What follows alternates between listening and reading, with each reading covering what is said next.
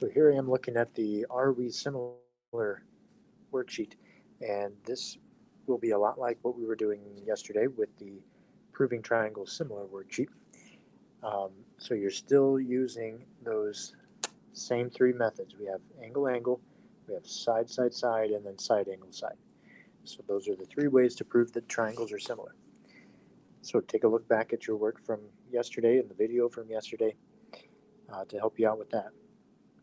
I just wanted to remind you of a few things from geometry. When you have angles that look, I'm looking at number 3 here. When you have angles that look like that, those are what we call vertical angles. And vertical angles are always congruent. So I know that this other angle on opposite the 42 here, I know that this one is 42 as well. Okay, so vertical angles are the same.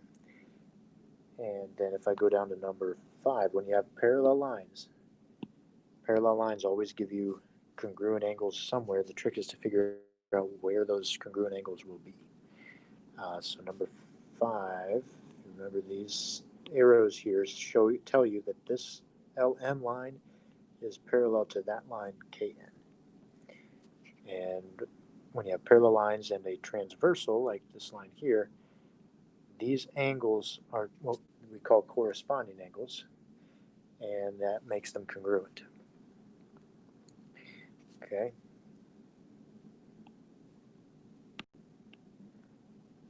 I have another pair of parallel lines. We have KM and JN. So the red lines there are parallel and the blue lines are parallel. The blue lines gave us these congruent angles, and the red lines will give us these congruent angles.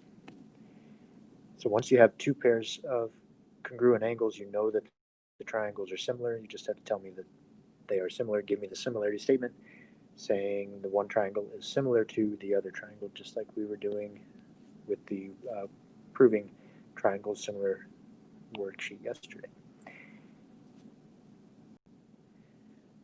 So other than those, the rest are fairly straightforward. You have another pair of parallel lines on number 10. So just look at that carefully. You have corresponding angles there. And then the other thing I want to point out, number 11 here, the congruent angles, you have vertical angles, so we have congruent angles right here. But those angles are not in between the two sides that we have. They're not in between the 32 and the 24. So since they're not in between over here, you cannot use side angle side. Okay, you need to know that this angle L is congruent to that angle P. Then you would be able to do it. It'd be fine.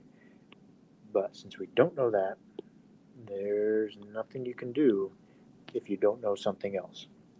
Okay, you would need to know those angles, or you would need to know these sides and make ratios. Use side, side, side. But you cannot use side angle side for ones like these where the angle is not in between the two sides.